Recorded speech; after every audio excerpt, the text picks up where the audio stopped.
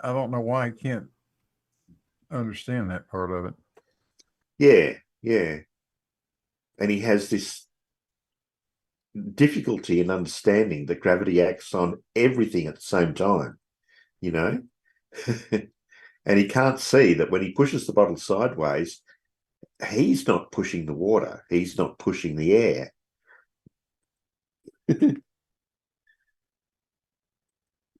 Yeah, I think.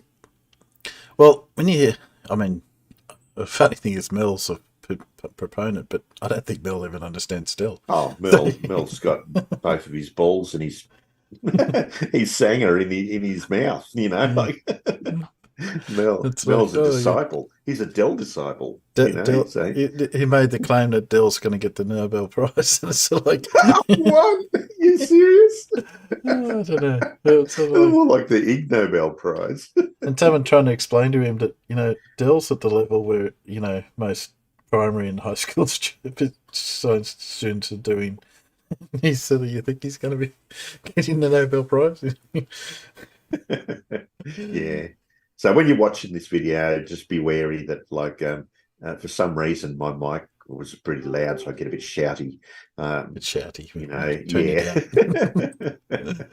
It is funny, but it is funny seeing the way Dell thinks, and oh man, it just I can't believe that he thinks he's got some point here, and he's running around preaching that all the globe model's wrong, and it's some big thing because it's slightly different than the other flat earthers. He's trying to equate that, like, what happens when you move the bottle left and right, that should also happen when you drop it. Yeah. Oh dear. I'm quite sure he and Brian Leakey are related somehow. Oh, absolutely. They must be, they must be in some way. I mean, you've got to have your face protection on for this too, because at one point, like we talk about him dropping an object, and like, does it accelerate towards the ground? And he says no. Does it get faster as it goes towards the ground? No, he says. He goes, well, visually it accelerates towards the ground, but physically that's a different thing, he says. What the hell does that mean? Oh dear. So if you see something accelerating towards the ground, that doesn't mean that it's physically doing it. Don't believe that. No. You'll get what I mean anyway when you go through it. So okay. Well, you won't we'll put it on. Yeah, go for it. Put it on. Yeah. Yeah. That's right to go. For those few guys who are out there, this is a video that Dell has put together after a bit of a conversation with Paul. So that's the sort of context. We haven't seen it all the way through, so we don't know where it's going to go. But we don't know where it's going to go. I've seen about the first 12 minutes of it, so I know where it goes there. But after that, I have no idea. So we'll see what happens. Okay, let's push play.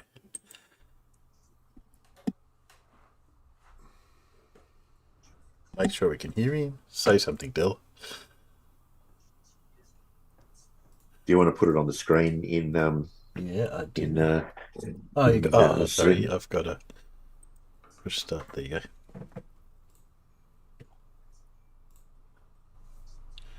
So I don't know if we can hear him yet. Hang on. Oh, it's really soft. Write it for yourselves. Just to. Oh, Dell, why it's so soft, mate? Because again, it has to be repeated over and over to have clarity. Force. That's going to be really bad. It turned up to maximum. What can I do to make that bit better? Can you share it in Zoom too? You should be seeing it. My camera in Zoom. Nope. Oh, hang on. Do this. That's better. That's better. Yeah. That's better. So he's a bit soft. You can only just hear him too? Yeah. Yeah. I can hear it. Not Yeah. loud, but it's okay. Yeah. Let's see. I think it don't turn it up too much because it will get louder. I think. Yeah, I'm gonna have to turn it up and you down. Yeah. Okay. Sorry, I'm just fixing up because otherwise it's gonna blow my ears off.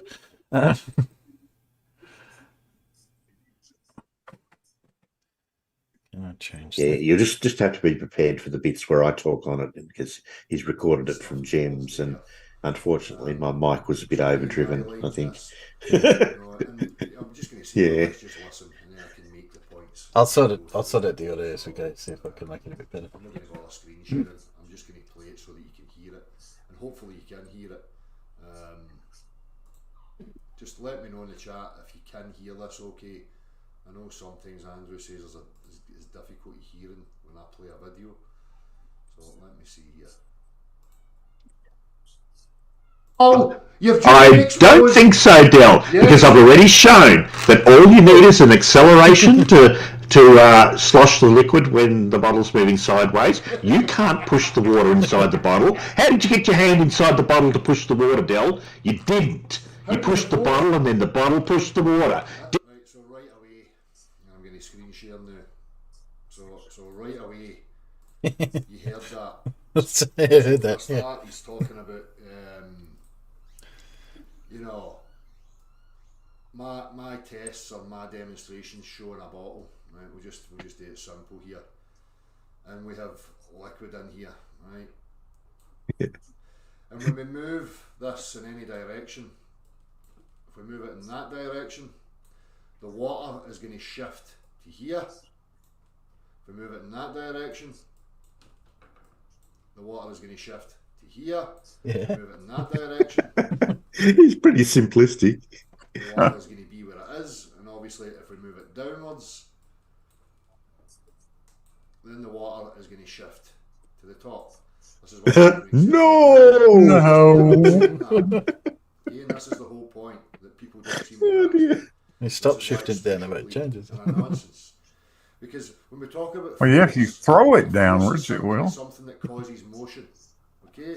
Now, any force that you and I can show and demonstrate to each other is a force that can be used in a particular manner.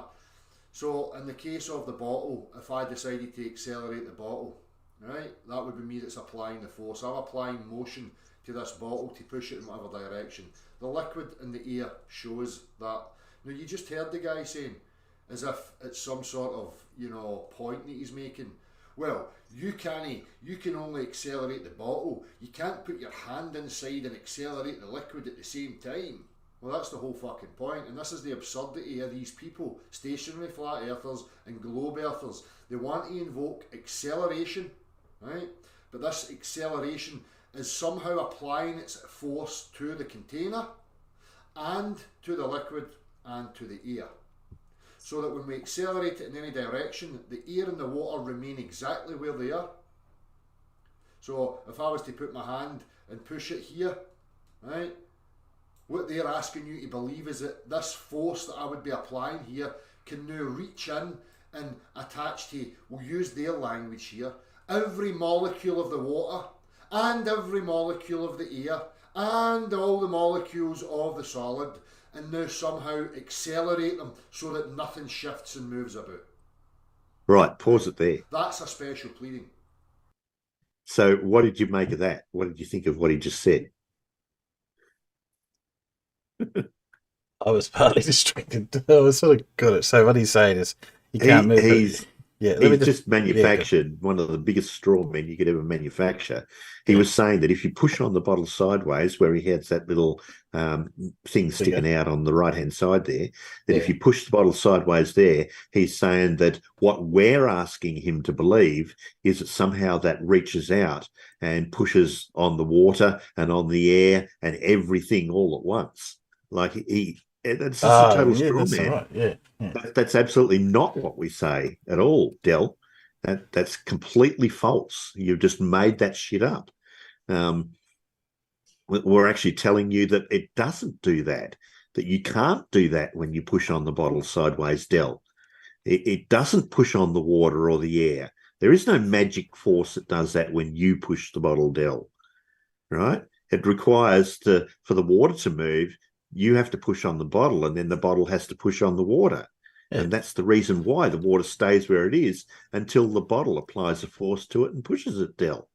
Yeah. So good one for manufacturing that straw man, Dell, and then trying to say somehow it's unbelievable, because yes, it is unbelievable, because that's not what we say happens, Dell. Yeah. We'll put on. Oh, hang on a sec. Sorry. G'day, Alan. G'day. Sorry I'm late. Oh, G'day, we're not Alan. really late. We're just. You're not late. It's not a formal stream, Alan. It's just a laugh at Dell stream. Well, yeah. Of course it's a laugh at Dell. I mean, what else would you do with Dell? Yeah. Right, Timbo. Let's go. We'll kick going. Nonsense force that we as human beings do not witness. And I continually ask these people to qualify their request for such a force by showing it in some other practical demonstration. Because what, apart from things falling down? Yeah. Just as one thing. and falling down with an acceleration, which is measurable, and all the other ways we've demonstrated. Yeah. And Blue's great experiment, and, well, his version of that good experiment. Because they only have it on this one special vector. At no other time and no other practical reference do we have that we can show how one force can apply itself to the solid and at the same time apply itself to the liquid and at the same time to the gas. This one force would have to now apply itself differently. That being using different amount of force from one force to accelerate the solid, the gas and the liquid at the same rate. Congratulations, Dell. That's the way it works. Way to go. Exactly. You've got it, the Dell. way it works, Dell. It works differently on different things because it works according to the mass, Dell, and different things have different masses, Dell. Yeah. The more mass you have, the more force. Yeah, that's right. It's amazing. Oh, you might think he's got it, but no.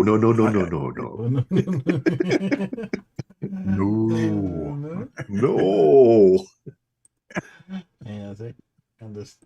No, I know better than to think Dell has it. Dell definitely does not have it. Where's Timo gone? I'm still here. You can hear me?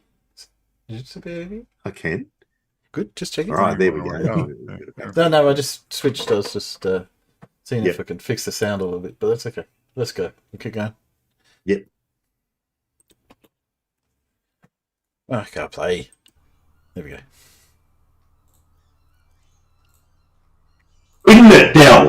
Like when you pushed that bottle sideways, you didn't put your hand in the bottle and make the water move. No, the bottle pushed the water and made it move. Yeah, so you hear them saying it. So this is what happens. We don't have a multifaceted force. Sorry, Paul. I've got a broken eardrum. I got it. Try again. Yeah, that's something like I warned you about that. Yeah, you did. Hang on, I'll just go back a second. Make the water move. No, the bottle pushed the water and made it move. Yeah, so you hear them saying it. So this is what happens. We don't have a multifaceted force. No, electromagnetism, magnetism, none of these things are capable of what these people wanted to achieve. Which in the demonstration I've just given you in the whiteboard, it would have to be able to achieve that. This one force needs to be able to splinter itself and attach itself to different states of matter. Nobody has the grounds. The force attaches itself. Again, this is it's almost as silly as this idea that you need glue or something or other just to stuff Let's together. velcro this force onto this object. what happens when you start from a presupposition where you have a bias, a worldview, and in order to make your worldview true, you have to start inventing things. So for the globe earth model and the stationary flat earth model now, they have to invent stuff. They have to request things that we never witness. To do that, you had to push the bottle. That's why it sloshes, Dell. That's right. That's because we don't have multifaceted forces that can apply itself in varying different states of matter and make them all act the same. Because that's a retarded. Yeah, gravity can do that, Dell. No, you can't. Show me it then. See, this is what I'm saying. Yes, gravity can do that. This is the point. We can just start making up anything we like now. When we invoke special pleading, we can start, inventing anything we like. And I'm going to make the point to the guy in a minute. Oh, you just drop something. You yourself have demonstrated that, Dell, by dropping a bottle with water and air in it. That's the 5th time now that the... Is the video too loud? Right, okay, it's so much louder than me. But you're hearing me in the background speaking to this guy, so that's maybe what the problem is. Now, I've turned it down a bit. Right. Claims been made, and you still can't demonstrate it. Well, how about we go to a diving board, Dell? The problem is because when you go to these people, they have their mics turned way up and they turn yours down. So they can try and talk. We don't. They don't. That's the problem that you're facing. It's just another level of the dishonesty of these people. Is that You're the one better? control over there. And we jump off the diving board into the pool. Does the liquid and gas inside your body accelerate downwards at the same rate until you hit the water? No. Huh, I hope it does. No. Nothing's accelerating down. Nothing accelerates downwards. Nothing. It doesn't accelerate downwards. You're telling me that it doesn't get faster in the downwards direction. What a nonsense. Visually, physically, it doesn't. Visually, it doesn't. This is where it gets really telling that a physicist can't comprehend this. Because, visually, to us, it has the appearance that when we let something go, that the thing accelerates towards the ground. That's visually. Immeasurably. Physically, it's a different matter. I'll give you the same example. Right, you're telling me that when I drop something, it doesn't physically get faster as it falls down towards the ground? What an idiot. No, it's a visual perception to you and your idiotic little pea brain. Can you hear me in the background? Yeah, we can. So when you drop something, visually it accelerates towards the ground, but physically, that's a different matter. How can you even sit there and say shit like that? Because even if how it happens is different, it's still going to do that, isn't it? Yeah. It's not like we've just visually done it. We've measured it. So, Yeah. So whatever happens, it happens. Actually accelerates. But you're only measuring what you visually see. You're not measuring what's physical. Yeah, apparently, yeah. Oh, yeah. Okay, let's keep going. Can you hear me responding to this guy on that video?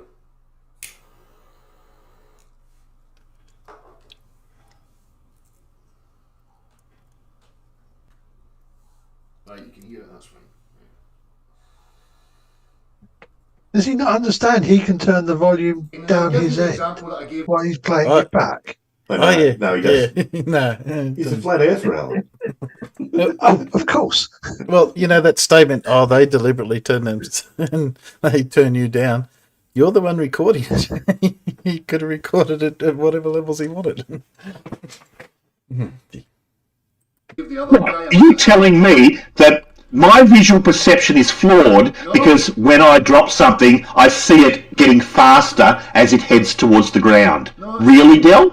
You can't be this stupid, surely. It's your visual interpretation, and I'll make the point again. When we look along parallel lines and they appear to converge, do they actually converge or do they appear to converge?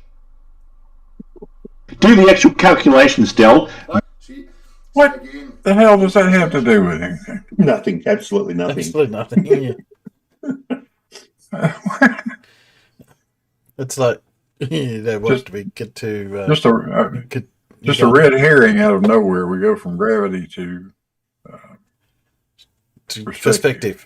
What? Yeah. Let's compare gravity and perspective and railway lines. No. Okay, I think I may have a hard time trying to follow this. You might. Okay, let's go. Trying to make the point to the guy. He's talking about visually. And again, I make the point, visually we look at parallel lines converging in the distance, but we know physically that's not the case. So again, it's a separation of visual interpretation to what the physical is actually demonstrating for us. But the thing is, But yes, Dell, in reality, the thing physically is falling towards the ground. yeah. When we say it accelerates, it's not just we looked at it. Oh, I think that's going faster. It measured, and it's not. We know because we walked down the railway lines, and actually they were built in the first place. We know that they're not converging. It's not just because we think that they are. Yeah, that's right. We've measured it. We know we can go down the other end of the line and see that they're not they're still parallel. And this is the whole globe thing over and over again, where it's a play on visual perspective. They interpret things visually. Interpret what you see. Mathematically to fit the presupposed model. And it's the same in this case. Measure its velocity. Measure its velocity after you've dropped it and tell me, is it getting faster as it heads towards the ground? Surely you're not going to deny, Dell, that it actually goes towards the ground. Yes. That would be really retarded, right? You're retarded because you need a force that makes stuff go towards your ground, and all you have is a mathematical concept. My model, I don't need that. And my model, things just lose momentum and they get slower. They don't go down. They just lose their upward trajectory. And yet you can't show us any example of something getting slower without a force acting on it, right? What? You can't show me something moving perpetually. You can't. So there's obviously an issue with the sound here, so I'm just going to stop that right now. So anyhow, this guy, let me go with the whiteboard.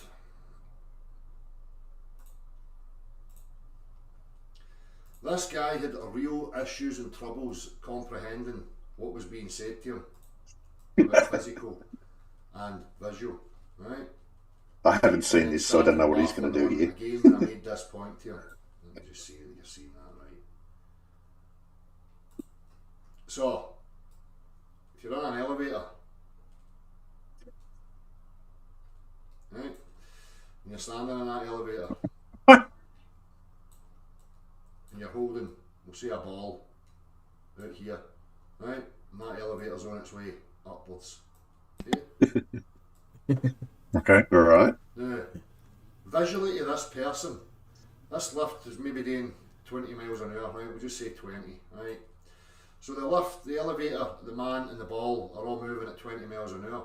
Now, when that person lets that ball go, that ball, the nonsense of these people is to imagine that ball immediately goes from the 20 miles per hour to 0 and instantly starts accelerating downwards, which is total nonsense. No. Right? No, pause it there for a moment. You can look at this, visually. So if I'm standing right here... Pause it, yeah. Because that's not... He's getting frames of reference confused here. Like, he's talking about the ball in the elevator and the person going up at 20 miles an hour from an external frame of reference, right? Yeah, and then he's suddenly switching to the internal frame of reference and telling us that suddenly the ball stops and accelerates downwards. Right, but he's using a completely different frame of reference now to describe that motion. So you either got to stick with the one frame of reference, Dell, to describe the motion, or the other. You can't switch and then compare the two frames of reference as if they're the same thing, Dell. And even if you look, that's right. And yeah, please be aware, Dell, that even though the elevator and the ball and you are moving upwards at 20 miles an hour, at the instant you release that ball, at the very instant you release the ball, it's still moving upward. Yeah. At that same velocity, but it is accelerating downward at 9.8 meters per second squared. So yep. Even if it's moving upwards, it's still accelerating downward. That's a concept that Dell will find very hard to comprehend. Well, all the floors have a hard time understanding that. Yeah. That even though the acceleration has nothing to do with the direction an object is moving in. No. And the big question in his world is without, say, gravity pulling it towards the floor of the elevator, what's going to make it go down, decelerate anyway? Oh, you wait till you get to that part.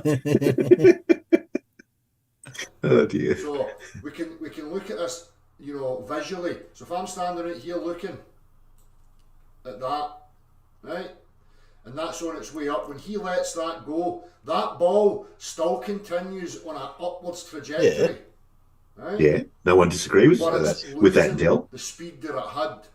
So to this person, it immediately looks as if it goes towards the floor of the elevator.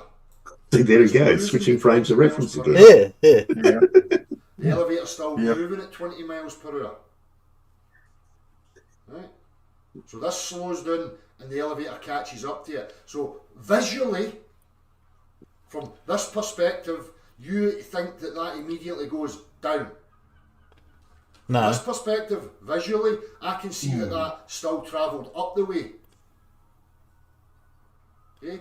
Though it gets slower in its upwards trajectory. But why? It's still got lower than the man. Yeah, why? Okay? Why? So physically, the ball would still be travelling upwards. Right? Yeah. Because it doesn't lose its momentum in an instant and immediately start accelerating downwards.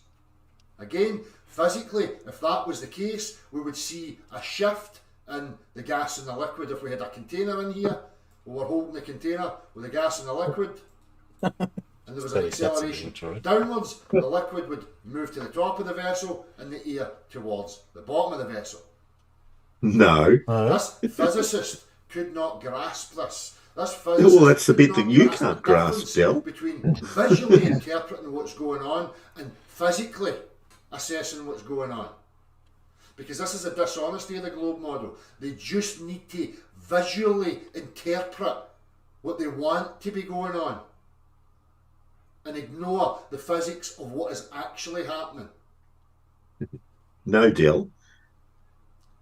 You visually want to interpret from one frame of reference to be convenient to you in one situation, and then you want to switch to another frame of reference for convenience and visually observe it from a different frame of reference, and then somehow compare the two, and saying that suddenly it stops all its vertical motion because you've switched frames of reference. Yeah. I still don't get why it slows down. I haven't got an explanation for that yet. No. Why would it change? Okay. Right? What you have to imagine is that this is stationary and this water somehow is flowing out of here. Now immediately, as soon as that's let go of, we have to imagine some force that comes in and acts that stops the flow of the water, grabs hold of the cup, grabs hold of the contents of the cup and freezes it in an instant. And in that instant, immediately starts accelerating it all without any detection of acceleration towards the floor. Oh. What? God almighty, Dell. What? Do you think that seeing it go towards the floor is a kind of detection that it's accelerating? Yeah. Oh my God. And the whole idea that isn't it all travelling up at the same time by your own admission that there would all be. Yeah. Oh dear. Can you not understand that the same acceleration that's causing the water to drizzle out of the bucket and fall toward the floor is now making the bucket and the water Yeah, fall to the floor if you let it go. Yeah. Yeah, when you let go of the bucket, it's the same acceleration, Dell, the same thing. It's causing the bucket and the water to accelerate toward the floor. That's why the water stops dripping out of the fucking bucket. Yes. Jesus. Yeah. All I can say is No. Basic accelerometers, let me see. Basic accelerometers as opposed to non-basic ones. You'll get many. like this. And I'm going to show Andrews. So what we have is a vessel with liquid in it, and we have a cork suspended on a piece of string. Now, whatever direction you accelerate that in, there's going to be a compression. So if we accelerate it towards that side of the screen, the compression of the water shifts because the water stays where it is, and it compresses towards the back, causing more pressure, which forces the cork forward. This is how we have an accelerometer, because you have to have two things in relation to each other so that we can see a displacement. That's what an accelerometer is. It registers the displacement. You need two components, in this case liquid and the cork. Right? Because we don't have access to forces that can grab the glass, the liquid and the cork and accelerate them in any direction without any shift of the contents. Well, we do, but okay. That is totally Yeah, well, see, here's where Dell's imagination fails him, because what he should now be thinking is, well, what if we did have access to such a force that could do that sideways? What if we did have access to some kind of force that could grab the cup and the water and everything inside the jar and accelerate it sideways all at the same rate? What would you then see the water and cup do, Dell, if that was the case? Yes. That's where you've gone wrong, Dell. You have no imagination to have a thought experiment to see what would happen if that was indeed the case. And the other thing is, even with this basic accelerometer, he's going left and right as we look on the screen. If you apply the same amount of force up and down, if what he's saying was true, you would get identical movement in the cork. But I bet you wouldn't. No, not necessarily. Yeah. No. Because you got, in one direction, because you've got gravity going up and down, and you've not got gravity going left and right. So if there was no gravity, you would expect to get the same acceleration no matter which direction you moved. Now, because he tries to apply his funny logic to that, but yeah.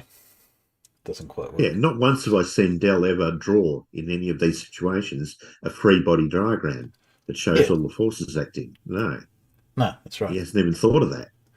No, not yet anyway. But one day. I said I had this discussion with Mel once, there's no way he'd ever admit that, maybe it is gravity that's doing what I said it is. He's just trying to come up with another way of getting around it. Yeah. Yeah.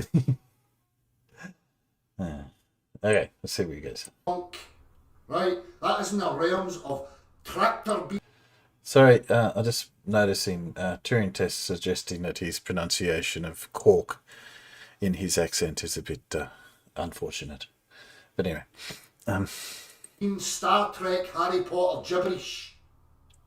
This is what accelerometers are. Right? But you've now to imagine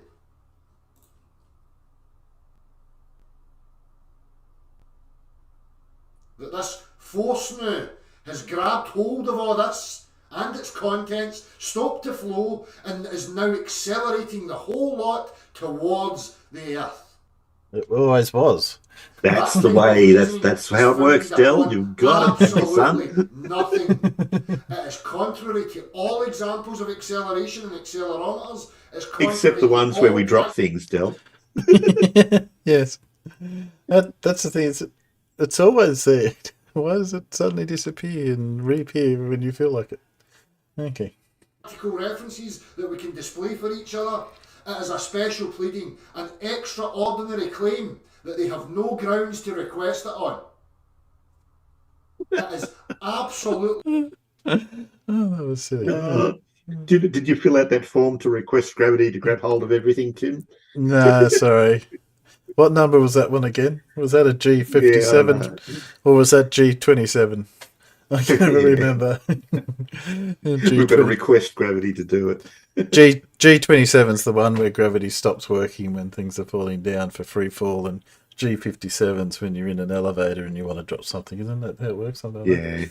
Make sure you use the right form, otherwise gravity will forget to act on everything at the same time. Yeah. and totally absurd.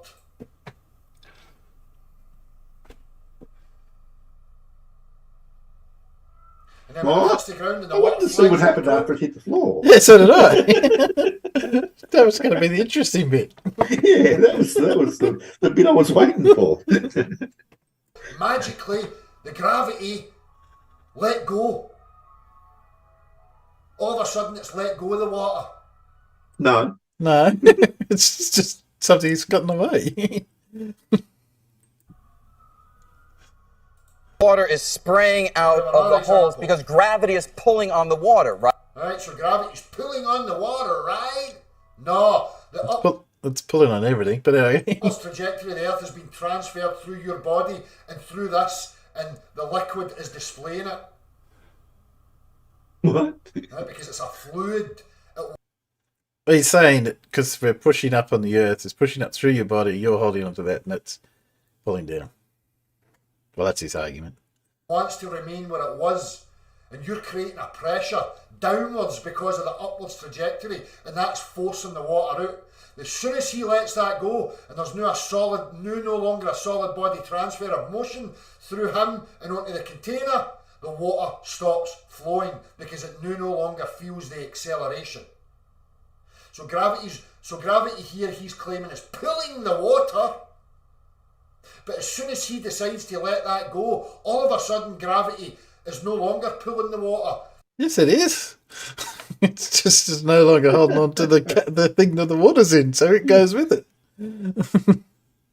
So the moment the water's got somewhere to go, but the container doesn't because he's holding onto it. Put the holes back in the container, the water doesn't go anywhere. It's pulling the whole lot at the same rate so that the water doesn't flow out it. Right? But if Einstein is right, if I drop this bottle, the water will no longer feel gravity, so the water should stop spraying out. So let's see it. 3, 2. That's because gravity is the Earth's motion. I think this is part of the problem. The way that guy just described it, that the water no longer feels gravity, that's not correct. Well, and I think that's part of the problem. If he thinks that's what science says, that's not what Einstein would say. He's just trying to put words. Of course, obviously, they're still feeling gravity. It's just now there's nothing holding the bottle in place, so it also travels at the same rate. No some mystical entity that nobody can get a hold of. Right? Taking you into the realms of fucking mental gymnastics perpetually until the end of time because it's nonsense. 2, 1. So not only that, none of the water displaces either. The water never shifted to the top of the bottle and the air to the bottom of the bottle. Why would it? Which it should do in Yeah, it conditions of shouldn't. acceleration. You wouldn't expect it to. No, why would it? it's. I think what he didn't understand, it's the water's always under gravity, and so is the bottle.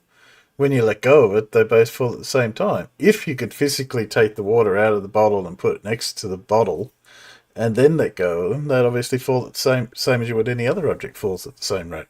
So, Yeah. yeah. I think the guy actually made a mistake. Didn't he say that when you release the bottle, the gravity's no longer acting on it, on the water? That's what I was saying. That was Sorry, I stepped away right after that for a second. Yeah, that's what I was saying. The wording he said was really bad. He says the water no longer feels the gravity. And they said, no, it still feels gravity. Definitely feels the gravity. By definition, that's what free fall is. Yeah. That's when the only thing it feels is gravity. Yes. And I think that's where, if Dell's thinking that's what science says, or like what a correct scientific explanation, that's not how the science would say it, or a physicist would say it, you'd think. That's just some guy trying to do something pretty for a TV show. Yeah.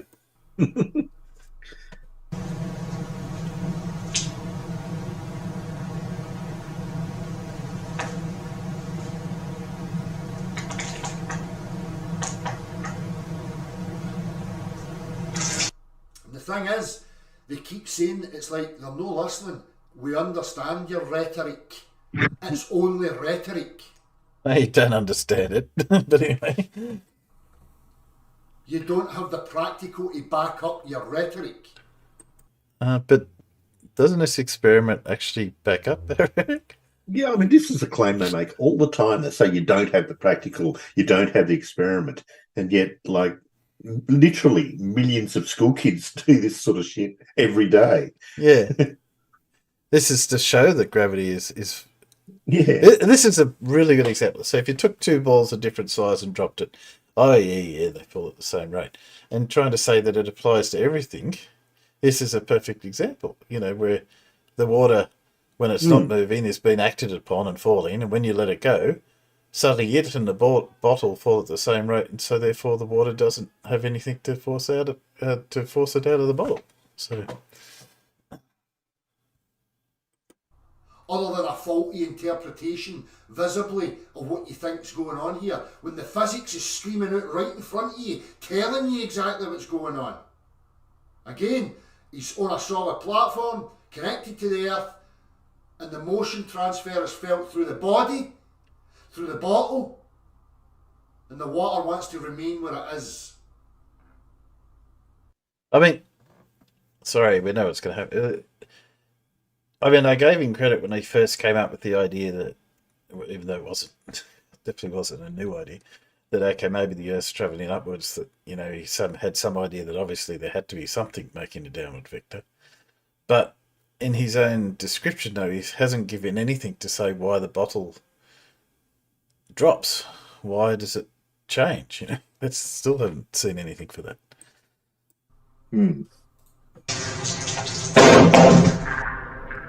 Magic. Oh, it's all switched off.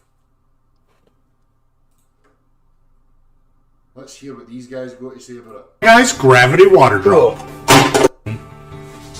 To catch your cup in. Notice that water will begin to pour.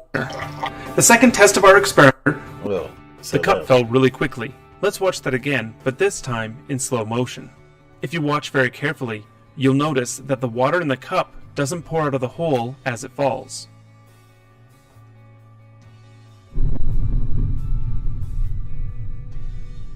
Let's look at this experiment a little closer. Gravity is the phenomena by which all things with mass are brought toward each other. Without gravity, we wouldn't be standing on the ground, but instead floating into space. Gravity is most accurately described as a consequence of the curvature of space-time caused. So now we're into the curvature of space-time. Again, more mathematical conceptual nonsense of non-entities, nothing that we can access, total and utter fantasy gibberish that has no relation to practical everyday lived life and practical demonstration, no relation to it whatsoever. Except GPS. Yeah. By uneven distribution of mass and energy. But that's a pretty difficult and confusing description. So for the purposes of this experiment, we will be using a The reason it's complicated and fucking mind warping is because it's nonsense. You're starting from a faulty presupposition, a faulty premise. And now people in this day and age, which faulty premise is that? About this nonsense. description from Newton's law of universal gravitation, which describes gravity as a force where two objects with mass are drawn or attracted to one another, where the amount of attractive force is proportional to the mass of the object. Gravity between two objects decreases the further away the objects are from one another. Now that we have that over with, we can look at our experiment. In the first trial of our experiment, we hold the cup in our hand, and when we remove our finger from covering the hole, the water pours out the hole. This is because gravity wants to pull the cup and its water toward the earth. Our hand So it wants to pull it towards the earth, right? Listen. and is strong enough to resist gravity's pull on the cup. But since there's a hole in the cup and nothing holding the water, And again, pull. So this invisible nonsense, right, is somehow attaching itself to pull towards the earth. Again, I don't need to digress into the push-pull nonsense. There only is push, pressure. Something pressing upon something else causes motion. I do get this really irritated. This because you can't see it doesn't exist argument. It's like there's so many things we can't see that we accept. You just deciding this one is not appropriate, so therefore you're not going to accept it. You know? Can't see radio waves, but we know they work, Yeah, you can't see that force acting between the fridge and the fridge magnet when you hold it away a certain distance, can you? No. So there's so many things that... Yeah. Does the magnet stop working if you put a piece of paper in front of it? Or, yeah, no, it still works. Still there. G'day, Matt. How you going? Hey, not bad, you? Not bad. No, Timbo, my fridge is just accelerating sideways towards the magnets. Well, but funny thing is, it doesn't work on my fridge because I don't particularly like having fridge magnet. Well, at least not 10 billion of them on the front of the fridge. So when we bought our fridge, I made sure we got a glass front one, so my wife couldn't put magnets all over the front of it. But and Timbo, if you're going to catch me out by saying that I'm not seeing my fridge accelerate sideways towards the magnets, I'm just going to say, well, it does it physically, but not visually. Not visually. You have to remember that one in the future. That's a good one. Yeah, Matt, you were saying? I wasn't saying anything. Oh, did you see the start of this? Just know if you know where it. Oh, I didn't know. No, I literally just realised that you'd gone live, and I caught a little bit of it, but not very much. No, yeah, it's just Dell had started off. Paul and Dell had a bit of a conversation, and basically, Dell said, if you call it that. Yeah, conversation with Dell. Paul you talked. Paul, of course. Paul was his usual calm and quiet self as he is when he's talking to Planet. No. So, why do I detect a certain amount of sarcasm in that statement? Yeah. Paul, I'm sure you would have sounded a lot calmer if he'd have got the volumes sorted out. Yeah. Exactly. Yeah. Yeah, and he deliberately, he was accusing, these guys turn you up. Yeah, he deliberately didn't made it worse at his end. So he's definitely not helping the case. Okay. So where did this conversation happen? Was it on one of his streams or? No, it was over in Jem's server. This conversation happened. Oh right, okay. When was this then? And he refuses to understand how this shit works, and so he's made a video out of it. But what he believes, Matt, is he believes that gravity is unable to somehow magically Velcro itself to all the objects inside the bottle and pull them down simultaneously when you drop them, right? Yeah. I've heard him say things like that, yeah. I could kind of guess how the conversation went. Yeah. So he's using some sort of argument as though, and as Paul pointed out, he's got different frames of reference he's switching between. And he's a bit off. Anyway, I think we're up to about here. We'll keep going. Yeah. Something pressing upon something else causes motion. Right? Gravity will pull the water through the hole in the cup because it's the easiest path to the ground, accelerating it downwards toward the earth. In the second trial of our experiment, we dropped the cup at the same time as removing our finger from the hole. But as you saw earlier, the water didn't pour out of the hole while the cup fell to the ground. Why is that? When we drop the cup, gravity pulls on both the cup and the water at the same time. Here we go. This is it again, the special pleading. What's special pleading? What's exactly what we say? Special pleading. It's exactly what we say happens. The gravity it's literally how we say the model works. It's not special pleading at all. In fact, it would be special pleading, Dell, if you were to claim that gravity would pull on the cup but not the water. That would be special pleading. That would be a special pleading for sure. Yeah, exactly. Yeah. Or was it pulling on the air on the outside? Or wasn't doing anything? It's pulling on everything. Yeah. So I'm trying to get sound, so I'm turning down and up as I need to, but hopefully we'll see if we go. Must now be able to hold the cup and somehow access the water. Every molecule using the language of the air and the water and accelerate to all so that nothing shifts. You mean like we actually say it does? That's that's what we expect it to do. Yeah. What Now, if you look at it on the fucking molecular bunch level, of gravity acting on each individual separate molecule, it all acts like it pulls according to each little individual molecule's mass. Yes, which is why you get a pressure differential and you get different, you know, if you could measure it, you know way you can measure it in that level of water, but, you know, there is going to be slightly more pressure at the bottom of the cup on the water if it was stationary than there is at the top of the water. But yeah. Lunatics. How the fuck did this stuff ever get as far as it has? It's a testament to how dumb human beings have become. Well, I think it's more a testament of how ignorant people have become about the subject, but okay. Well, I mean, it's willful ignorance, isn't it? I mean, there's ignorance because of lack of knowledge, but this is just, he refuses, as you said, refuses to understand it.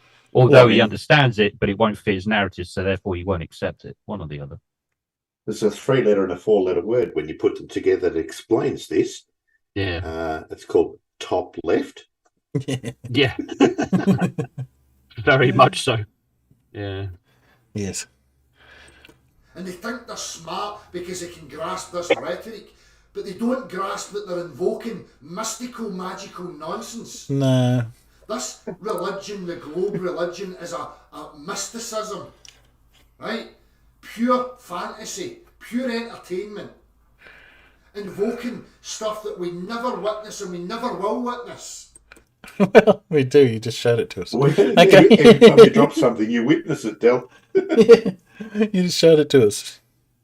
Yeah. Because this is not how reality functions. When we apply a force to something Except like when a it does. container, that's the only place we can apply the force.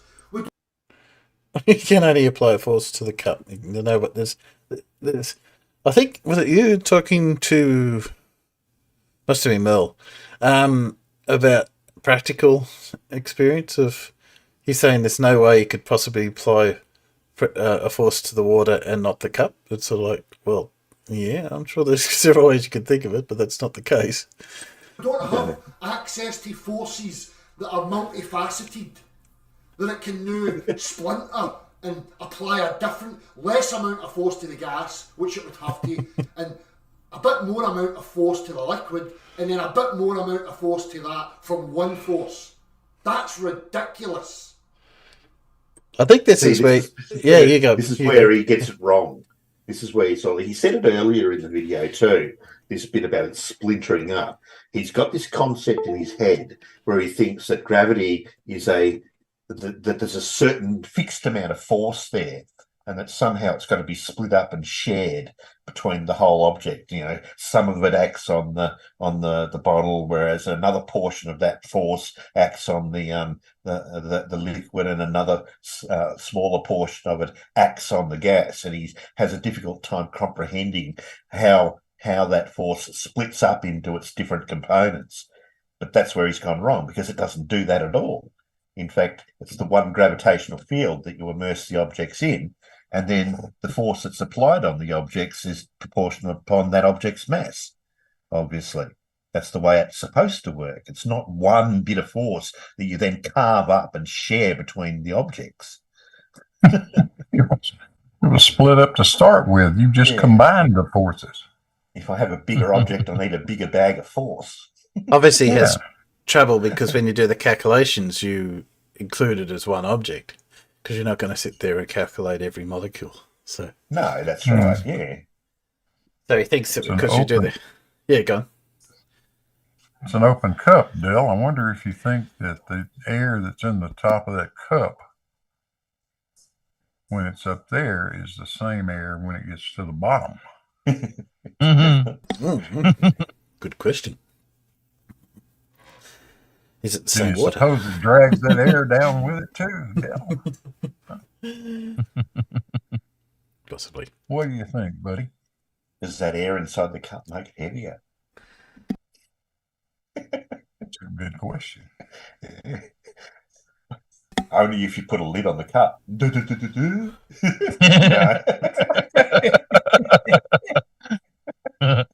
No, seriously, they probably would think that, you know. Yes, if you have a sealed container versus unsealed container, yeah, it's going to change the weight. Yes. All right, let's carry on. That's like the engine in my car having the ability to produce more force or varying amounts of force simultaneously. It's nonsense. Total and utter lunacy.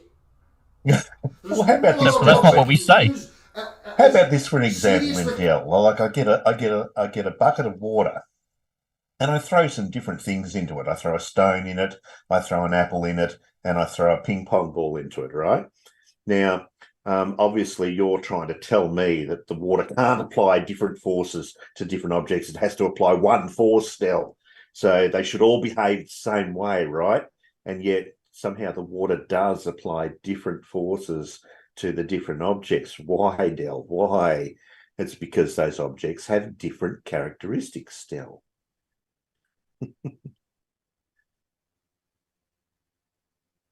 Triggering.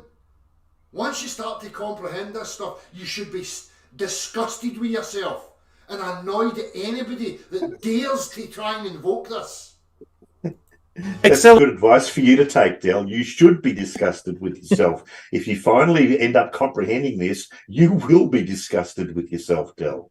Yes. Well, watch your ears for a sec. Turning both of them towards the ground at the same rate and causing them to land on the ground at the same time. Because they fall at the same rate, the water is already taking the... Oh, but then when it hits the ground, gravity loses its grip on the water because it fucking shoots at the top of the cup. No, it doesn't. It loses its grip. Easiest path to the ground, and it Gravity doesn't just get a lets go chance all to of a pour sudden. out of the hole. Yeah. It suddenly sloshes up the sides. Yes. Yeah, because gravity's let go. Gravity's Well- decided to... Oh, I'm going to let go here. Yeah, you can't use really slick water. You got to use kind of sticky water. But, you know, Yeah, no slippery water. slippery water, yeah, gravity loses its grip on slippery water. But Yeah. most water is not slippery, it's sticky. If you put a bit of super glue in it, it's He didn't use gravophobic water. Gravophobic. Paul's coined a new phrase there, gravophobic. I've got to remember that. Yeah, he uses hydrophobic water. So yeah. one. So Yeah. it suddenly becomes hydrophobic and tries to get away from itself once it hits the water, hits the bottom. Aren't all flirts gravophobic? I think they are. They are, yes. Yeah. Well, you can't really believe in a flat Earth and accept gravity because the consequences That's right. are quite dire. It's all over, basically. Yeah. Yeah. Hole. Total lunatics. A pair of geeky fuckwits. Oh dear. Here we Spewing go. nonsense. And Yeah, so let's just have insults just because. Yeah. infecting vulnerable children's minds with a pseudo-scientific hogwash, fucking Harry Potter nonsense. So let's see here. Here's Andrew demonstrating another simple accelerometer that we can see physically. Ugh, This what a is horrible what sound. happens. So here Andrew is applying force, right? Andrew does not have the capabilities, nor does anybody else, to have some sort of force that can hold the bottle, hold the liquid, the spring, and the ping pong ball, so that no displacement occurs. Ugh, horrible sound.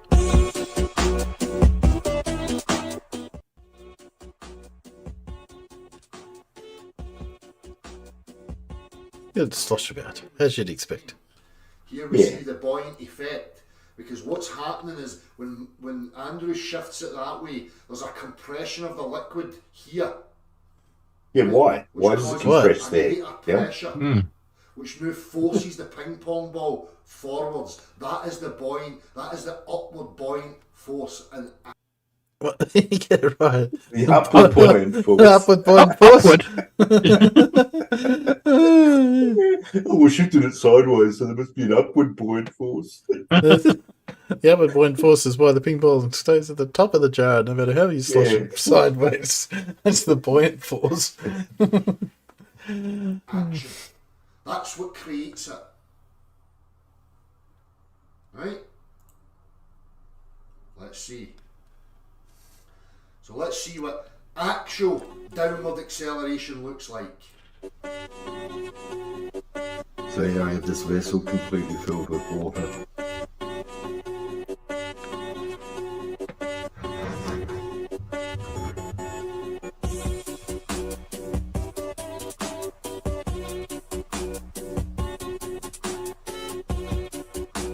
And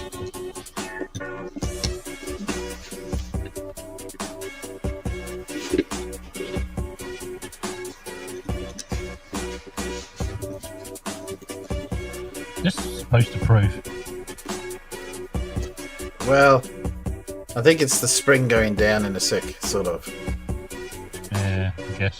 What you're seeing there is a spring compression because now the ping pong ball, as we accelerate down, there's a shift in the liquid, the compression towards the top, causing more pressure, which now causes a buoyant force in the opposite direction.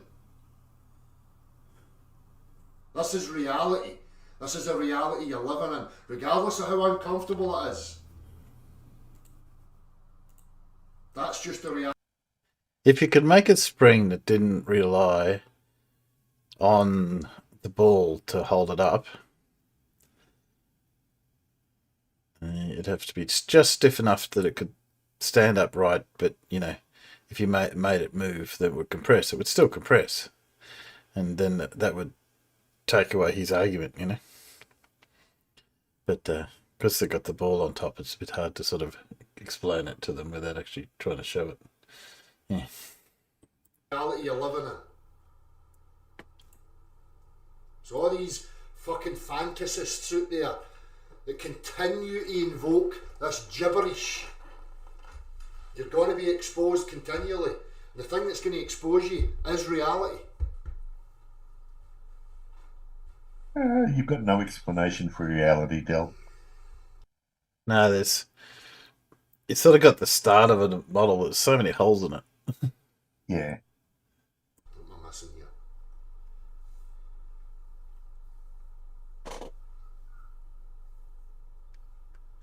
I mean, if only Dell could draw a free body diagram of his bottle with water in it.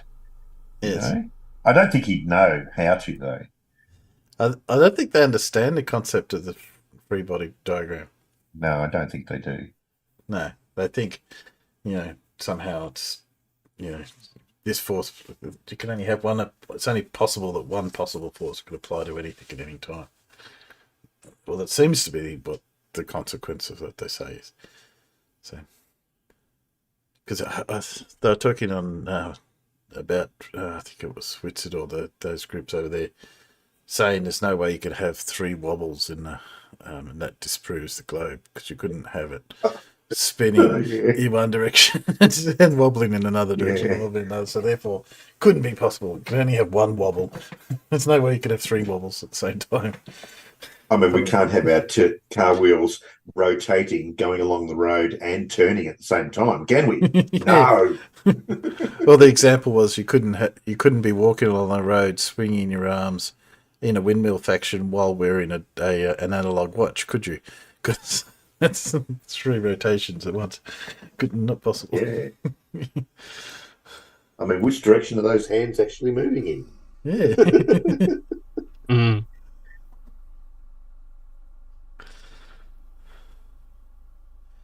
Okay.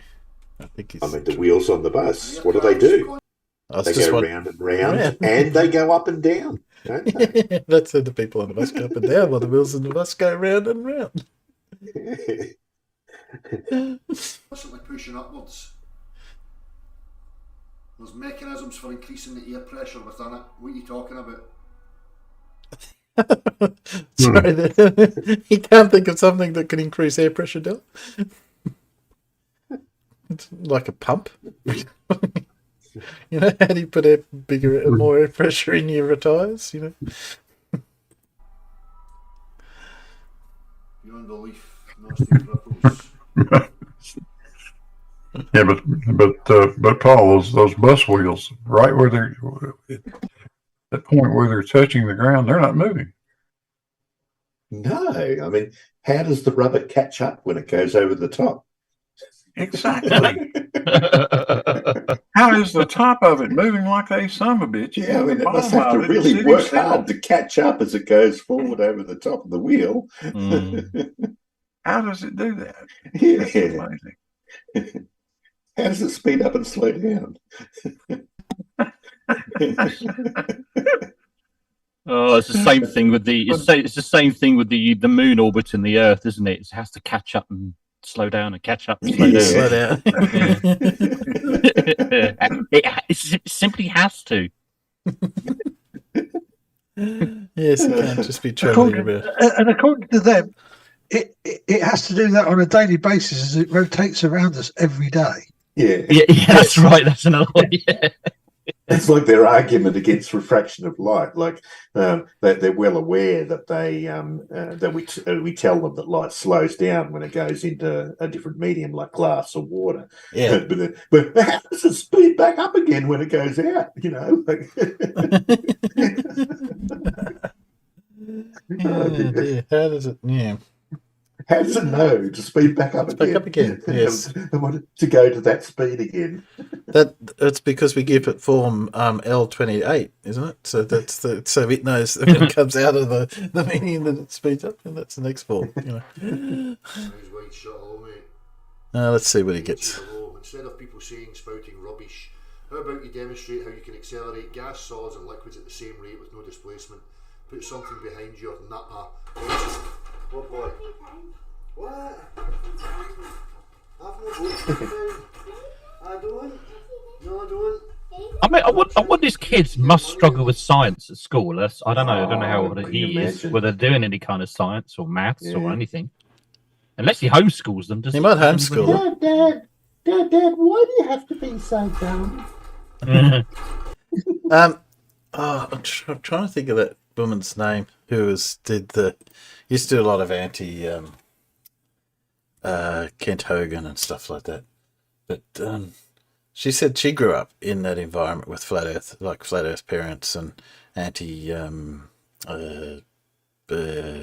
immunization and a whole lot. Oh yeah. Yeah, and I can't think of her name. I haven't watched it for a while.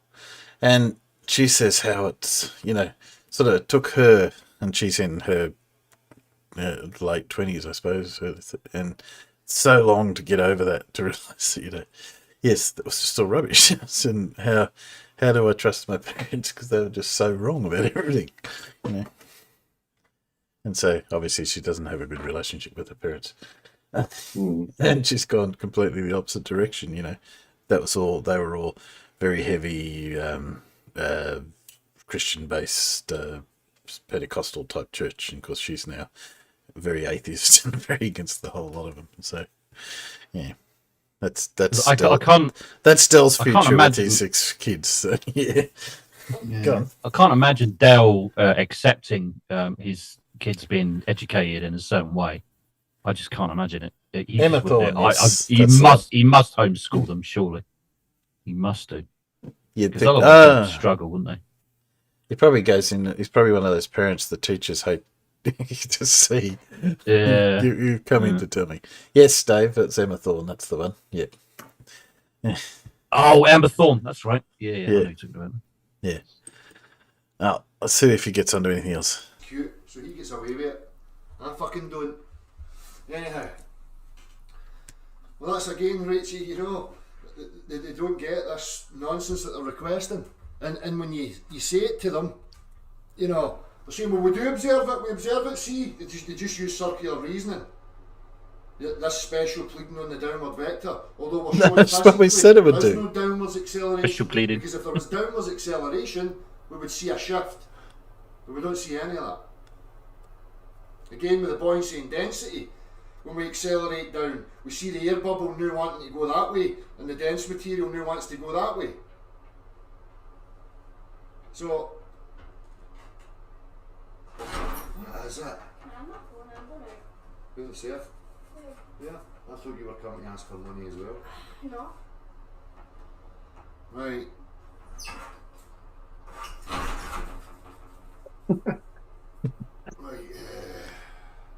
So obviously he's got his nice little man shed down the back. No, they've not got the honesty to admit they can't, and that they're using an interpretation and formulating a mathematical concept in order to describe and explain their visual interpretation of. How do you think they came up with the mathematical just by all the experimentation and then trying to come up with something to predict it? Things falling to their globe Earth or their stationary Earth, but they don't have that honesty within them.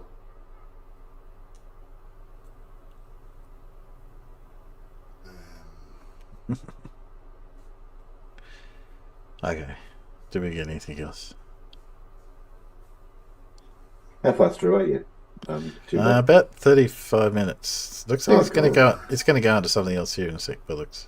Yeah. Oh, so was your discussion with Dale then? Did he appear? Did it appear on his channel then? Did it? Or? Dale, you can't. Yeah, he obviously clipped it out of Jim's server and he's made a video of it here.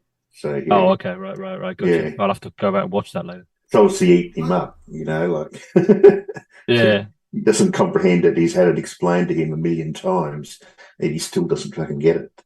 Yeah. Or refuses to. Yeah. You think he's got a gotcha because the water doesn't displace when you drop it, therefore it's not accelerating. But that's what we say it should do. Yeah. And he'll argue black and blue that it's not accelerating. Because if it's accelerating, the water has to displace. Like he's made his bet on the notion that the only way to detect the acceleration is to drop a bottle with water, and if it displaces, then it's accelerating. But if it doesn't displace, then it's definitely not accelerating. He's tied those two things together. He can't think of any situations where you might not have a displacement but still have an acceleration. Which is why, because that's the weird thing. He says, "Oh, if you watch the sloshing of the water back and forth, perpendicular to gravity, you see it sloshing." And he says, "But when you do it the other, you don't see it." So, but in your world, shouldn't you see it in all directions? And that's the weird thing. It's sort of. Then he says, "Oh, it's sort of like, I don't get why you think your situation you've uncovered something." It's like, of course it does. It sloshes when you go left to right, and doesn't when you go up and down. It would be the same reasons almost. I mean, if he's going to claim that, like when the bottle's just sitting there sideways, right, and the water's sitting in the bottom of the bottle, and he's trying to claim that's the Earth accelerating upwards. I don't know whether that's what he actually claims or not, but the Earth's accelerating upwards. Well, then, pray tell, what's making everything accelerate upwards at the same rate, regardless of whether it's solid, liquid, or gas in that situation? Well, the thing is, he doesn't say it's accelerating. He says it's trailing. Well, I haven't quite pinned it down because I've seen a couple of, maybe it's this or the other, but I think the general consensus from him has been that it's all traveling at the same rate. Like there is no acceleration. And this is part of his. Oh, okay. So this is part of the thing, is he's saying, "Oh, we don't see it. That we can't. You only perceive that it's accelerating, but it's not what's happening." And it says, "But we can more than just perceive it. We can measure it to see that it's accelerating." Yeah, I mean, come on, Dell. The water's sitting in the bottom of the bottle. It must be accelerating upwards, right, Dell? That's your claim, that if you see it displaced, then it's accelerating. So according to your claim, Dell, then it must be accelerating upwards because the water's displaced to the bottom of the bottle. Yeah. Come on. So it must be acceleration by your own, on your own, by your own retarded definition of acceleration. It must be accelerating upwards still. Yeah. Because it only changes deformation when you apply an accelerating force. So therefore, it must be having an accelerated force all the time when it's at rest. So easy. We need to add some characteristics, like he's talked to us about visual acceleration and physical acceleration. But if the bottle's just sitting there and the water's displaced at the bottom, it's neither visually nor physically accelerating upwards, right? So there must be some other version of acceleration there too. Static. Static acceleration. Metaphysical acceleration. Yeah. I don't know. I like static acceleration. Yeah. That's just when at rest. It's static. Oh, Static acceleration. you could have real acceleration and imaginary acceleration. Oh, you could. Yeah, you could. Yeah. Let's just rename that complex acceleration. Okay, I think it's about to go. Is off the scale.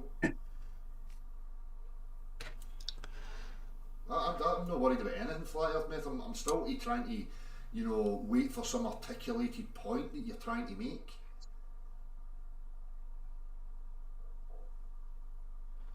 Exactly, Shaz. Aye, screen ban, aye.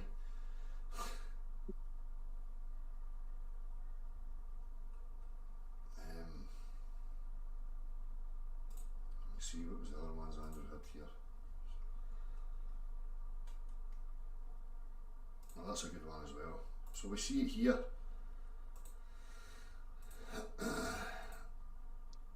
So when this is connected to the floor, right, we see the transfer of motion of the earth through this body, right? So there's now a downward compression, right, which is causing the buoyant effect where the ping pong ball is pushed upwards to the top of the vessel. So it's stretching the spring, right? Now in free fall, right, the spring can now recoil. And it recoils to a central point. So the ping pong ball, when it was on solid ground, had the ability, there was an upward buoyant force to stretch that spring. But now all of a sudden in free fall, that buoyant force or effect has vanished. Well, reduced. Yeah, of course it has. The weight of the spring has vanished. Now all that's left in the spring is the tension, which brings it back to its central point. Well, the tension was always there. Which is, but suddenly the bottom has less gravity acting on the bottom, so it's going to push up. So yeah. Well, I mean, you're simulating weightless conditions there, so there's no pressure gradient in the water, and with no pressure gradient in the water, you have no buoyancy. My question is, I was trying. Unfortunately, I can't play his video. Is the jar held in place, or is it just sitting in whatever it's dropping in? But, I have no idea. Yeah, but I think the thing is, because there is, if this was not something under tension, it would not displace as it fell, because they'd all be falling at the same rate. But because the spring is under tension, that force is now able to act. So I think basically he's saying it's because you lose the when you drop it, you lose the buoyancy of the ping pong ball, right? Yeah. And so there's no buoyancy in the ping pong ball, and so the spring contracts because there's no opposing force stretching the spring out. Well, yeah. I was just thinking also you've got, even if the buoyant force was still in spring, the pulling up, which technically the buoyant force is there, but it's diminished greatly because there's no gravity in the equation. No, when you put it in free fall, that buoyant force goes away. It doesn't just diminish; it goes away. Well, when it gets to a certain velocity, right? No, as soon as you drop it, as soon as you start to drop it, right? When it's in free fall, all right, that doesn't give a shit about the velocity. As soon as it's in free fall, the buoyant force goes away. Okay, instantly. That's what you're saying. Yes, instantly. Because I always imagined that it was a small portion between the release of it and then it actually getting to the free fall. But you're saying technically it's in free fall or instantly. Instantly, as soon as you let it go. Yeah. Yeah. Okay. This is my misunderstanding of what's considered free fall. That's okay. I mean, technically speaking, in real world situation, Timbo, to have it in true free fall, you would have to drop it in a vacuum, which isn't going to work very well with all that water shit in there. No, not unless it was contained. Yeah, that's right. So I mean, strictly speaking, it's not quite in free fall because it's got some air resistance there, right? Yeah. But yeah. But no, that doesn't count what I was thinking. Yeah. No.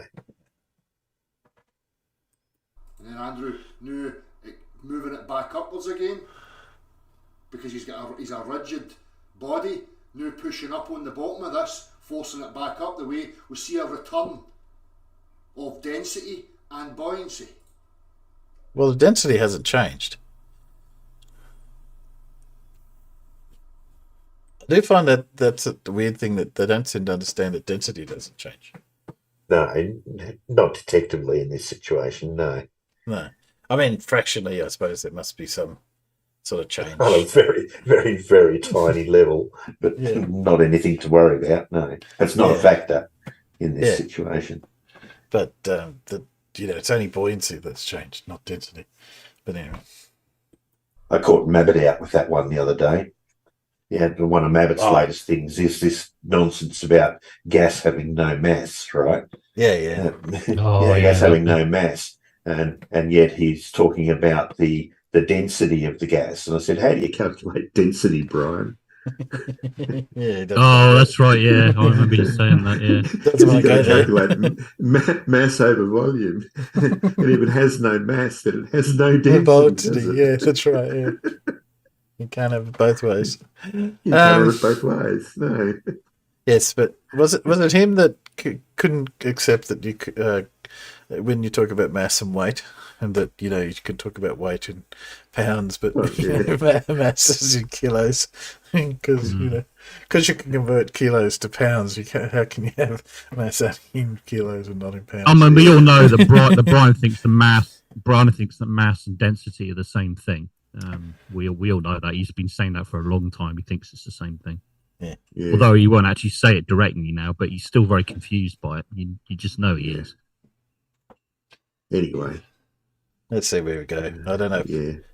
If I'm just sort of trying to skim through to see if they actually get onto anything. Or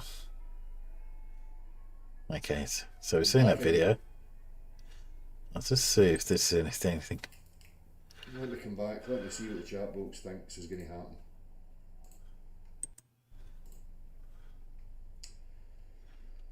I'll show you two actually. Hang on.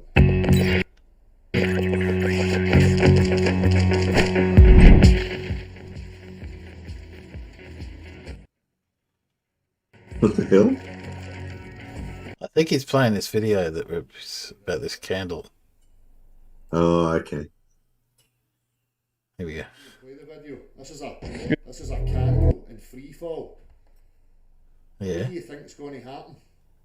What do you think's going to happen to the flame? Is there a lid on the jar or not? It'll turn spherical instead of being like that shape. Yeah, because the hot air will have the hot air will have no more buoyancy, and it won't rise. Yeah, that's what I think will happen anyway. I was thinking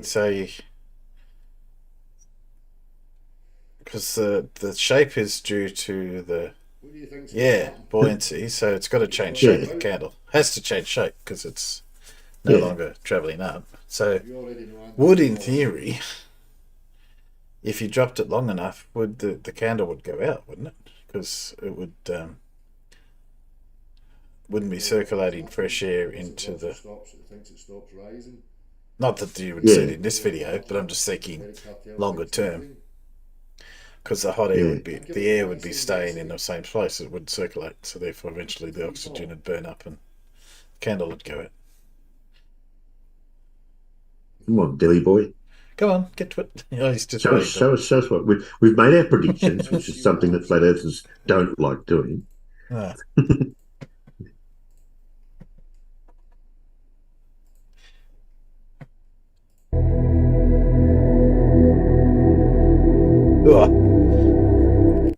Just turn it down a little bit. Yeah, there you go. Oh wow, the utility of our model. We can predict what's going to happen. Look, see, it went out. But it didn't go out for that reason. But it did go out. Actually, technically, it might have gone out for that reason. If I argue about it, if the see if I'm playing back a little. Because the fumes for the candle wouldn't be rising up anymore. Yeah, so when they hit the bottom, they would have just come down and pushed the candle out. So yeah, because they would have been sitting just above the flame. Then when it hit the bottom, I wonder how Dell explains this observation.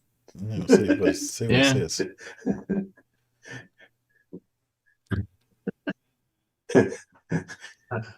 But, or does he? So Little Wolf has it.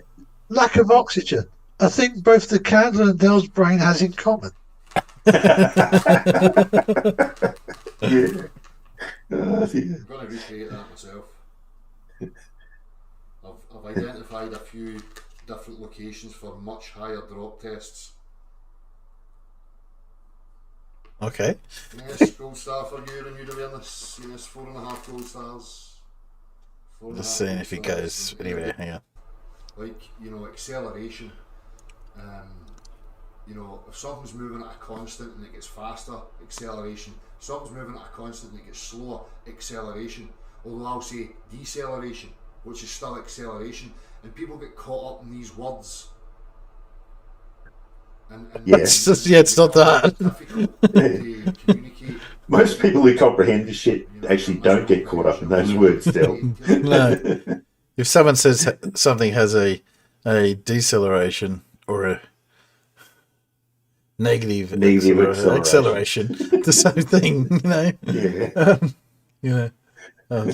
it's just okay. We use the term A, and if it's negative, then if it's positive, it's just what's happening to it. So based on the language that they're utilising.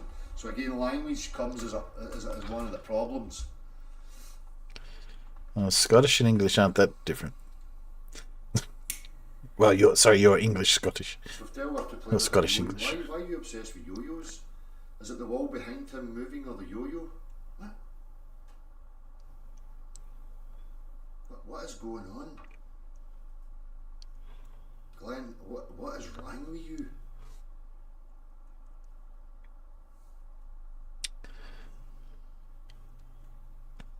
Okay. I can tell when he's saying a point because he gets animated, so.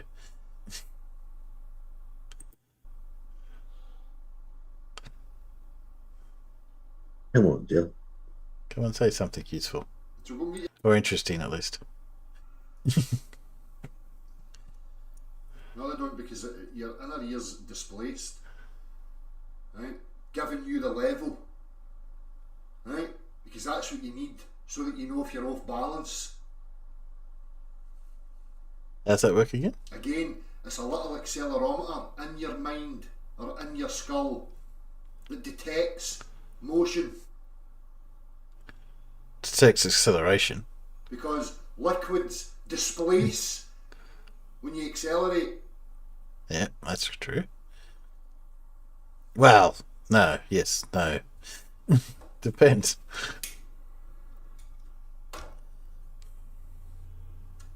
Exactly, Dell, so Glenn gets it way.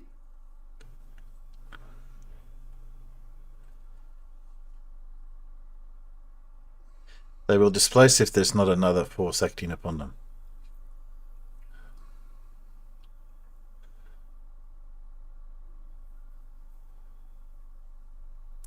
Exactly, JC23. Exactly.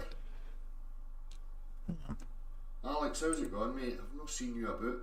So I just kind of see the chat. Yeah. I thought I would have seen you in. Try and find a more interesting bit. Yeah. I want to see angry Dell, not calm Dell. Calm Dell. You didn't actually say. Did you feel didn't so much at all, yeah. Because well, imagine that's a little egg timer. You know, the motion anywhere. See what sets this off. Exactly, Andrew. Exactly. People like Glenn just can't comprehend it. Joe, I believe what the Bible says about the creation being immovable. Aye, but it's not talking about the physicality as in that the earth is stationary. Joe, it doesn't say in the Bible that the earth is stationary. It's talking about it being immovable, that being, from its trajectory, the laws of what we call physics. These things are immovable. but it certainly doesn't say that it's stationary. Why do you think we call God or that thing the prime mover? There has to be motion. If there's no motion, there's no existence. If everything's just static, there is nothing, there's no motion anywhere. You have to have motion. Yeah. Well, This is the problem with these faulty interpretations, because you see a word like immovable. A roller coaster is immovable. What? Right? Because it's on a set path. What the It's oh, not in motion. You sound so deep and smart by saying that. Path. No. What did he just say? A roller coaster roller is coasters immovable. are immovable. Roller coasters, what? Immovable. Right, okay. I don't think it's a good analogy, Dell. I don't think that Holy shit. If I was to say a roller coaster's stationary, you would know that that was absurd.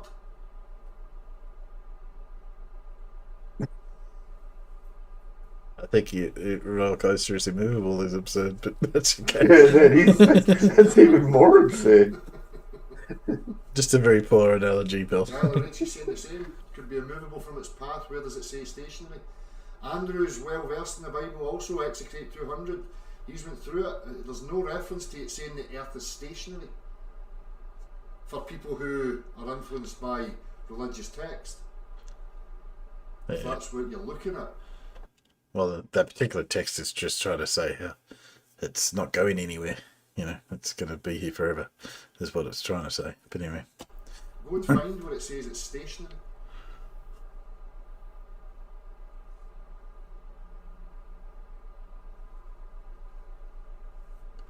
Exactly, JC23, another example.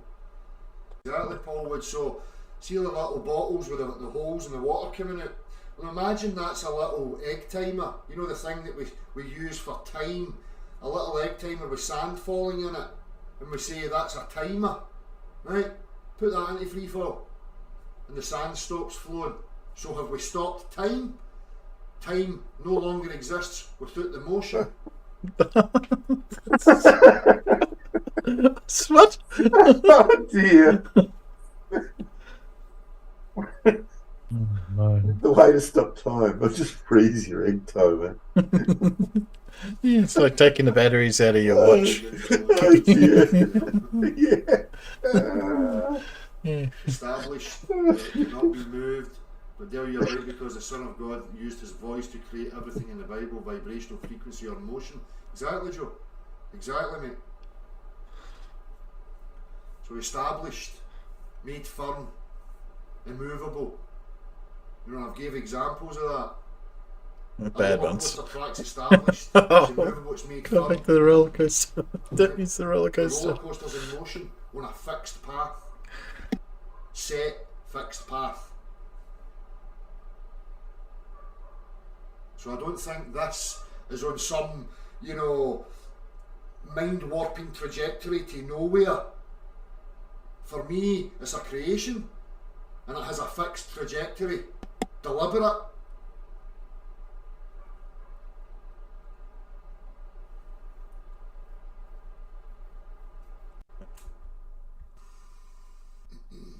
I did. And if people don't move, they become blind. Oh, I don't know what else has got in this one. There's a whole. The battery in my clock in my kitchen ran out about 1.5 years ago, and I've never bothered to replace it because nobody ever looks at it. It's just covering up a big hole. So I think time must have stood still in my kitchen for the last 1.5 years. I think must have done. Nothing's ever happened in that last 1.5 years. Assuming it's a standard analog clock, it's twice. It's correct twice a day. Yeah, exactly. Well, it is correct. Yes, on both counts it is. Which is better than a clock that's running at half speed. So. But it's only correct. It's only correct for a second, though, isn't it? Yeah, my clock's the same in my kitchen. It took me ages to figure out what the hell was going on. I thought the battery was flat because it stopped, right? Yeah. So I took it down from the wall and it started going. And I thought, oh, well, I'll change the battery anyway. So I put a fresh alkaline, fully charged battery into it and put it back up on the wall. And the freaking thing stopped again. And I could not figure it out. It took me ages. What's the second hand bent? No. Okay, That's fine. I even checked all of that shit and everything like that was fine. In the end, it turns out that when I had the house, the kitchen rewired, I stripped all the walls out and something. The electricians put this big fat cable down the wall right behind where the clock is. The electric field from the cable interferes with the clock and it stops every time I put it on the wall. So I've just got to shift it somewhere else. The that cable would have confused me as well, right enough. Yeah. You mean the cable, of course, not the clock. No, I'll just because the clock was there first. Come on. No.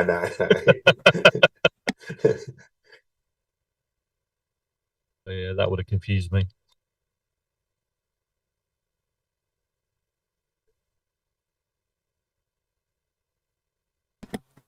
So, just talking to others. Get to the next level. Let's see if we get anything else. Just giving through the.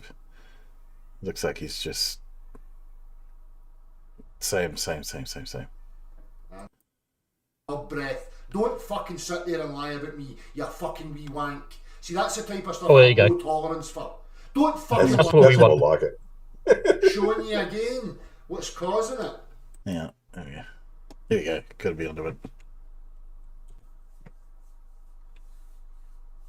Well, Joe, if you ever visit the west of Scotland, you will feel right at home. You will comprehend everybody, no worries.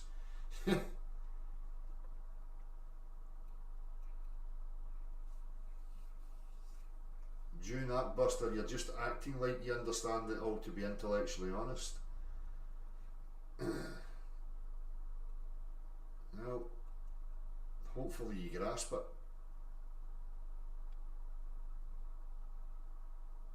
Who says anything about a vacuum? What are you talking about?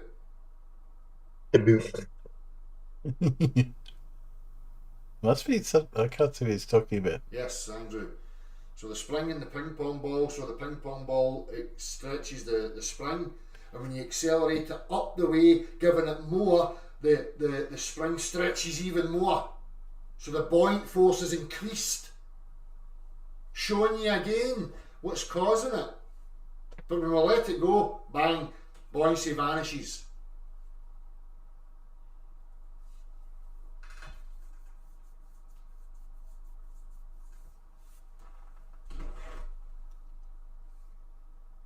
Exactly, Jacqua. Once you grasp it, it becomes glaringly obvious and it's quite simple. The beauty of this is that you're never going to venture into la la land invoking conceptual nonsense to try and pacify yourself that your beliefs are true. You know? It remains simple, concise.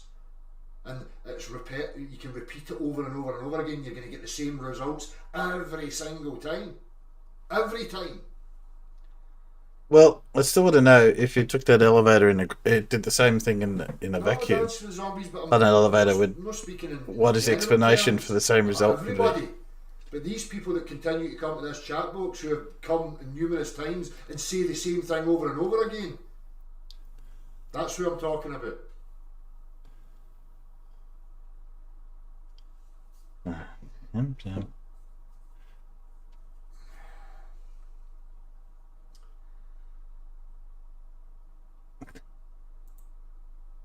Not much in chat going on. Come on. That about it.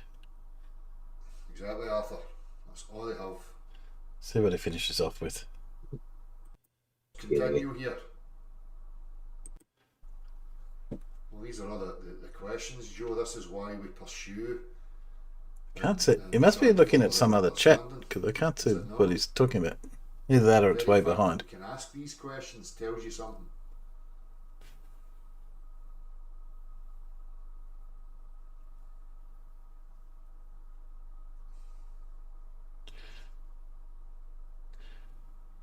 So Reggie, what's accelerating the Earth upwards? Yes, that's the question.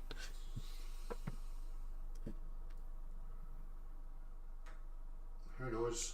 Who knows what sustains the Earth? Anybody that's going to profess any model, globe, stationary, concave, any of these models, nobody has access to what sustains it, what gives rise to it, what sustains life. Nobody has these answers. So I don't know, is this another attempt at gotcha? You don't know what's going on outside the Earth, so therefore I can dismiss what you've showed me? Fuck off. What's outside the station there? What's holding the station there? Is the station there just floating somewhere? Is it on pillars? Right, so what's the pillars connected to? And then the thing that the pillars are connected to, what's that connected to?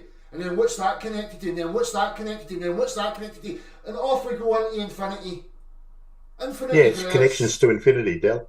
So, I can say the same thing. I thought it was elephants all the way down. Yeah. They're showing you that the Earth's in motion.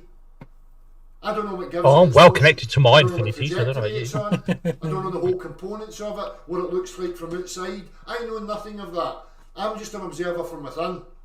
Just like if you put me in a sealed box and moved that sealed box in any direction, I would know what direction it was going in. Do you know why? Because I'd be pressed against the wall. No, not if you did it slow With enough. a little glass of water in there. I could see the shift. If I had a little accelerometer, I go, alright, I'm moving in that direction, alright, cool.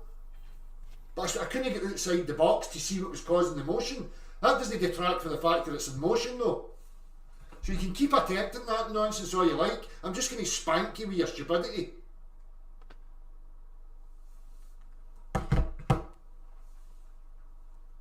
Anyhow, that's enough stupid for one day.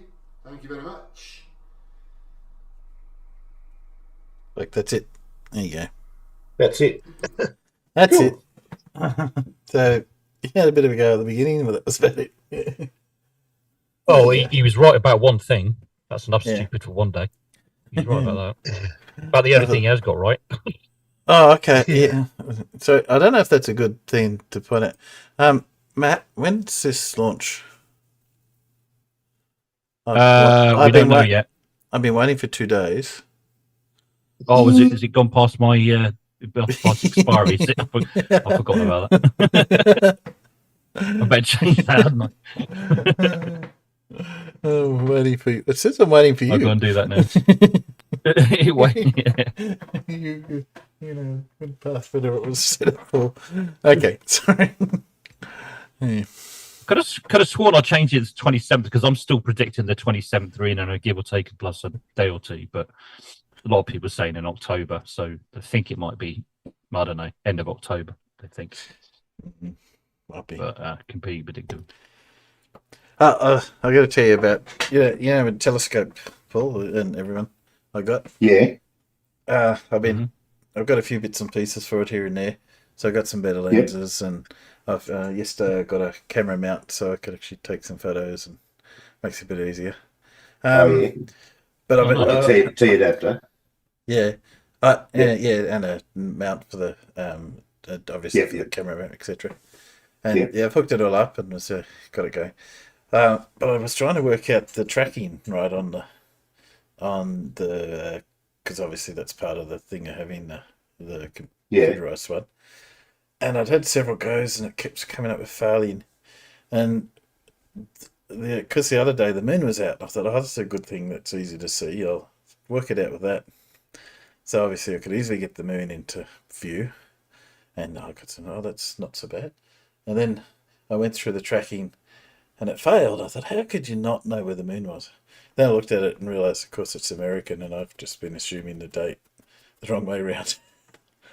And putting in the day, month, year rather than year, month, month, year, month, year. So, of course, I kept saying, no, that's all right. That's not right. It doesn't add up. I thought how simple that was. I thought I was doing it right. No, I looked at it. There's got to be something I'm doing wrong. I can't be that far out.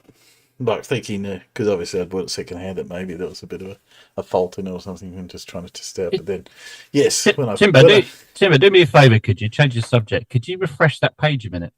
Just click on refresh. Sure thing. Still waiting. Still there. Why can't I see it? It's not on my channel. It's like it's gone. What the hell? Okay. That is so weird. That's bizarre. It's not on here. I know another way of doing it. Hold on. It's not here, and it's not here. No, it's not here anymore. But that link I was. Oh, it's not there anymore. Yeah, no, it's okay. I can go. I've got another way of doing it. Yeah. Okay. Yes. So you'd think that'd be something I'd pick up, but no, I didn't pick that up. So